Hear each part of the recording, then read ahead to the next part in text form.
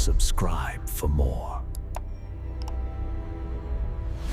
I didn't expect my marriage to end with a text message, especially not at 2:15 a.m.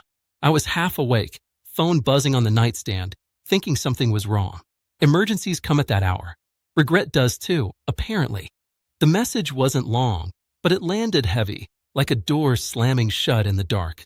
That moment rewired how I saw her, us, and everything I thought we were together forever. My name is Grant. I'm 42, born in Ohio, working logistics, predictable in ways that once felt safe.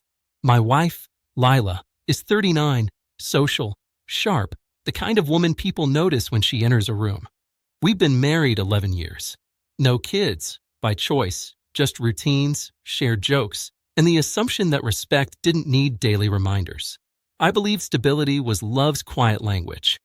That belief shaped how I handled conflict, compromise, and silence, especially when things slowly began changing without alarms, warnings, or obvious lines being crossed yet. The early years were easy.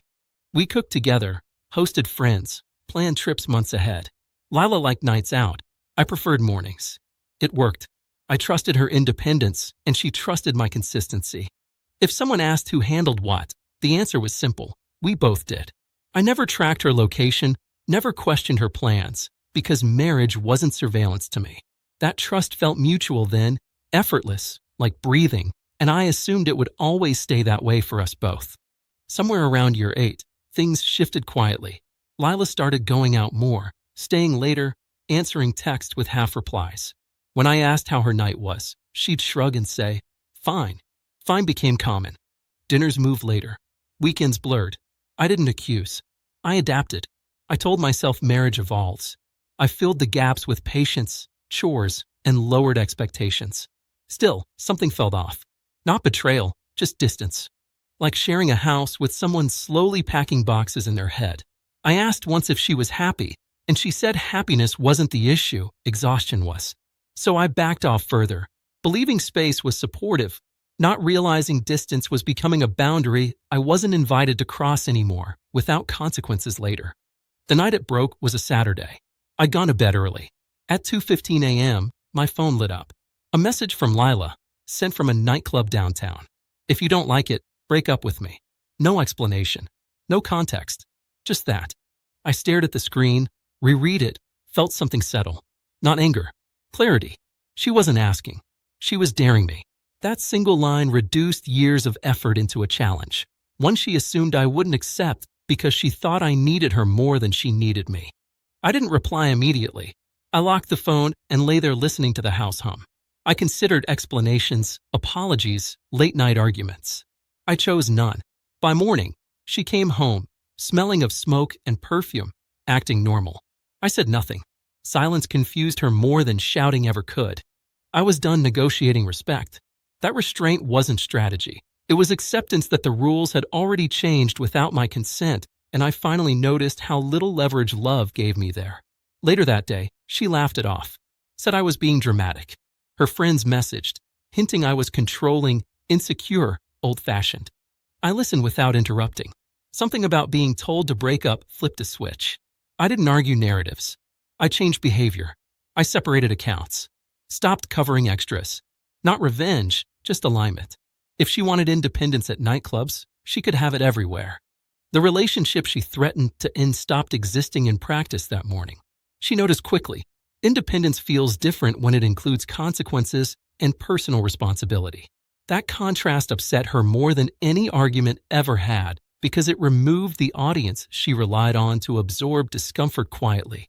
We finally talked a week later. She asked why I was distant. I told her I took her message seriously. She said it was a joke, alcohol, nothing. I asked if she'd send it again. She didn't answer. That pause said everything. I explained I wouldn't compete with clubs, friends, or threats. She accused me of ultimatums. I corrected her. I was responding to one. We weren't compatible anymore. Saying it out loud felt strangely clean. No yelling, no insults, just acknowledgement that respect had become optional for her and mandatory for me. I moved into the guest room that night without drama. The decision was already made internally. Words merely caught up with what silence taught me about boundaries. I filed for separation the following month. No theatrics, just paperwork and calm conversations through lawyers. Lila was shocked I didn't chase her back. She said she never meant it. I believed her. That didn't change anything, meaning it is different from impact. I slept better alone. My life simplified. Nights were quiet again. I learned something uncomfortable. Love without respect turns into permission to hurt. And once that permission is granted, it rarely gets revoked. People focus on intentions to excuse behavior, but consequences teach faster lessons. I wasn't punishing her. I was protecting myself from becoming someone smaller.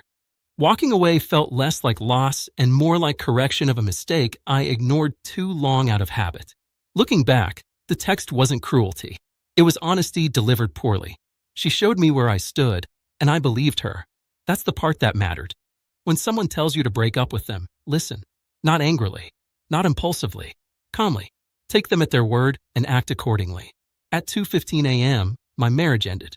By morning, my self-respect started returning. I didn't win. I just stopped losing myself.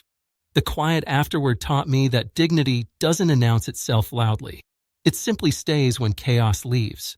And sometimes the bravest response to disrespect is silence followed by action. That night changed everything, not because of betrayal, but because of clarity. I finally chose myself without drama or permission from anyone.